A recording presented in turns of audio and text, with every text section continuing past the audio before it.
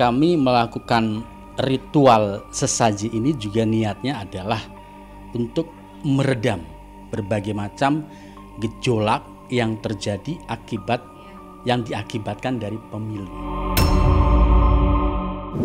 Beliau mempunyai seorang leluhur yang sangat luar biasa, dan memang di sini saya melihat ya leluhur yang berseteru melalui Pak Prabowo dan Pak Jokowi tentunya ya, karena ada putra beliau, itu kembali bersatu dan damai. Mereka tanpa disadari mempunyai suatu simbol yang sekarang disimpan oleh Pak Prabowo, simbol maung.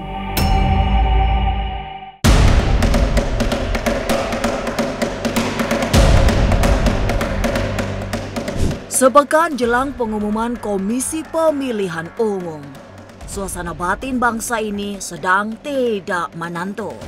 Sementara yang terlihat, hawa panas terjadi oleh sebab banyak yang merasa dicurangi dalam proses pemilu. Protes tidak hanya dilakukan oleh para politisi tapi juga pendukungnya. Suasana tidak menentu itu yang membutuhkan penyeimbang batin, sehingga dibutuhkan sesaji Nusantara. Dan itulah yang dilakukan Kang Raga bersama Nyimas, yang berusaha menyusupkan energi spiritual agar mereka yang panas kembali menjadi adem. Toh bangsa ini harus terus bergerak bersama agar cita-cita adil dan makmur untuk semua tercapai. Jangan dulu berlalu, masih akan banyak keganjilan terjadi di sini. Dan jangan lupa subscribe, like, share, dan komen agar tak ada yang terasa ganjil di sekitar Anda.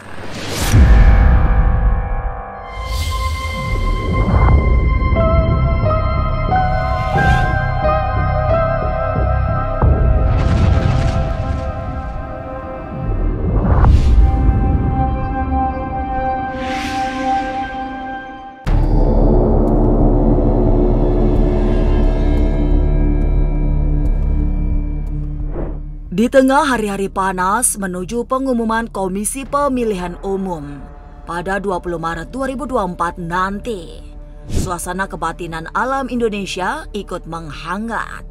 Semesta memberi reaksi atas semua yang terjadi, terutama yang berpotensi menghilangkan harmoni.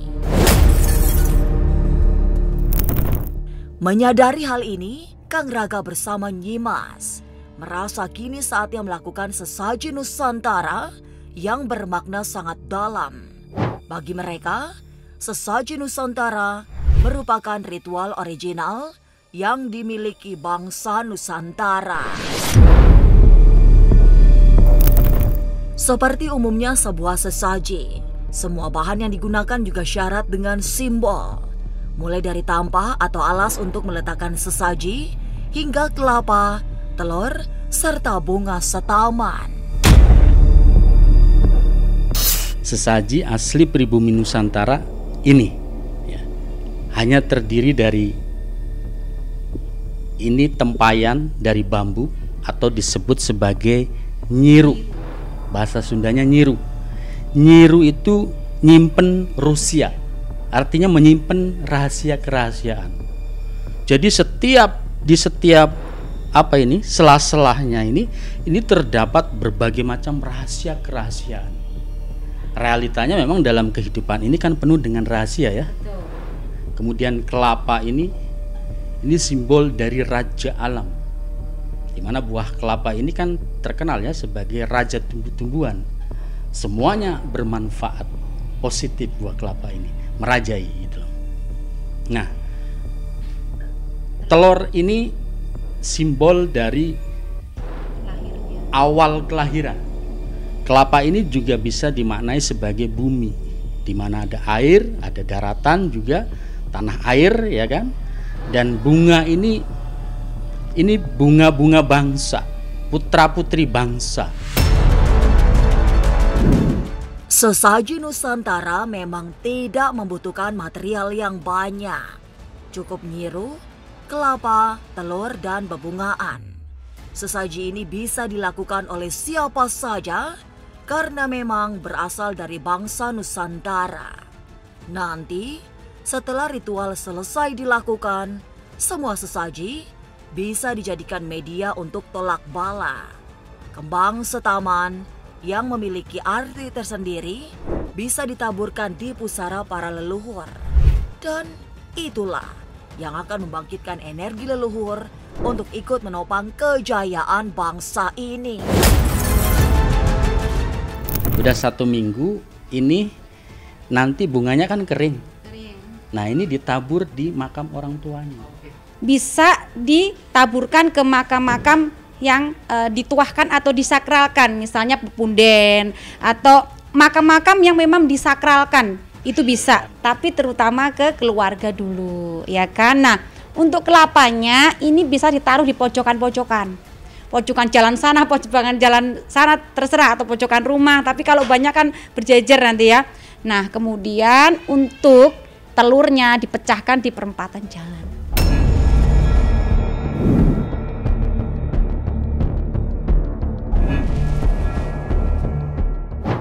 Jika sesaji Nusantara bisa dilakukan, apalagi secara massal, akan menghimpun energi yang sangat dahsyat untuk menjaga kemakmuran bangsa ini.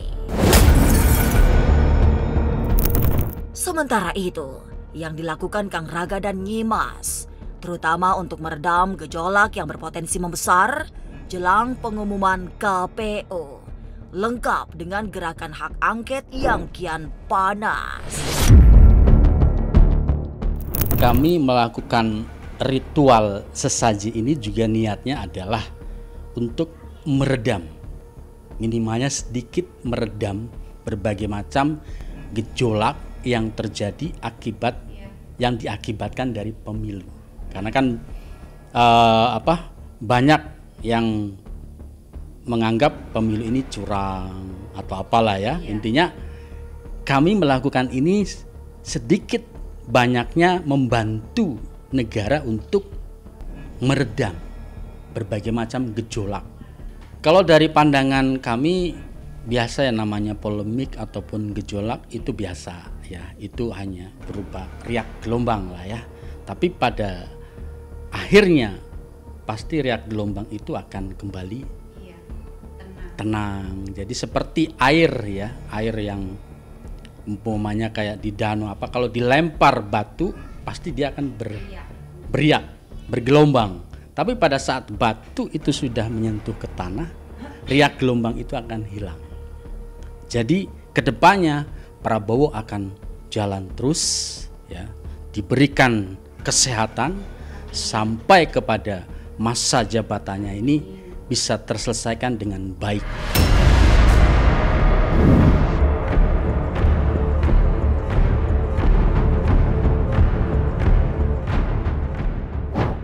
Barangkali benar, dengan mendapatkan banyak sokongan batin dari masyarakat luas, Prabowo mampu merampungkan tugasnya sebagai presiden. Terlebih, juga akan dibantu para leluhur Nusantara. Tapi benarkah salah satu leluhur Prabowo berasal dari Trah Prabu Siliwangi? Jangan kemana-mana, tetap subscribe, like, share, dan komen agar tak ada yang terasa ganjil di sekitar Anda.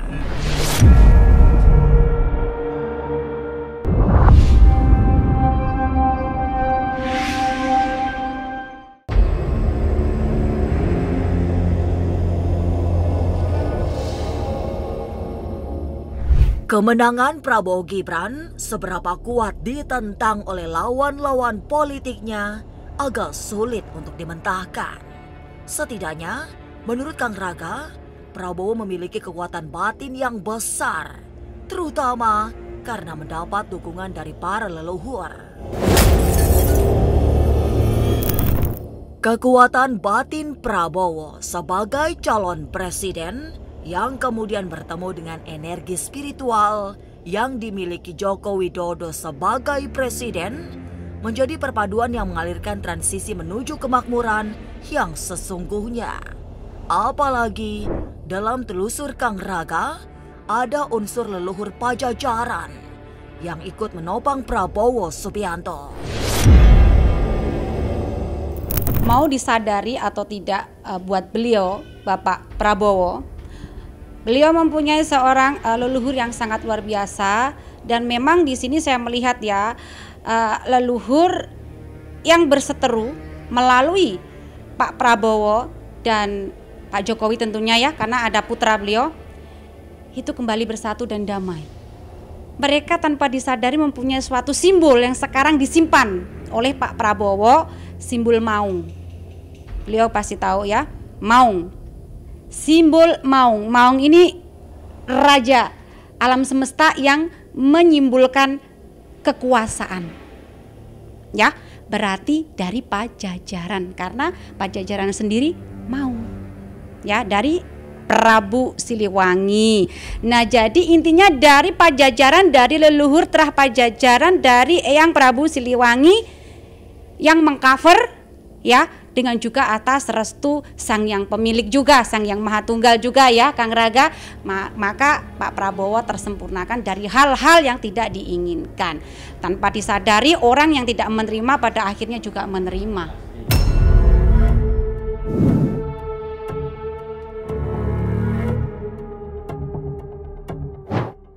Terah Pajajaran agaknya cukup kuat memberikan dukungan batin bagi Prabowo.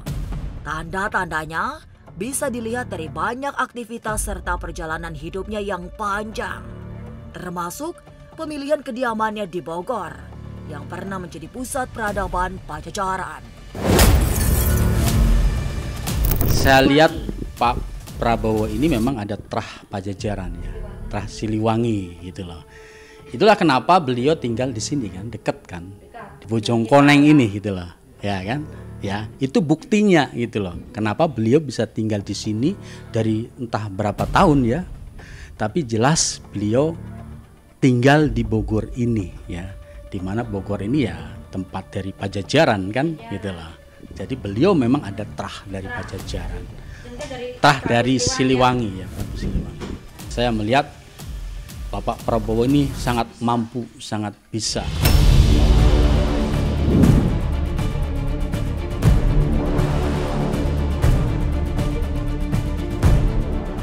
Tapi benarkah Prabowo juga mendapatkan wahyu keprabon?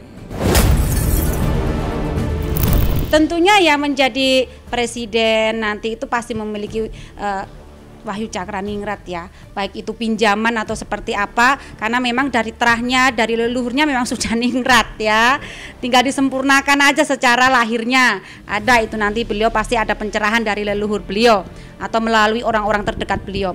Nah, kemudian masalah wahyu keprabon selama ini belum ada yang mendapatkan wahyu keprabon, tapi wahyu titipan ada, dan restu tentunya sudah didapatkan oleh Pak Prabowo dari para leluhur. Prabowo akan menyelesaikan tugasnya minimalnya 5 tahun dan akan membuka gerbang kemakmuran bangsa kita.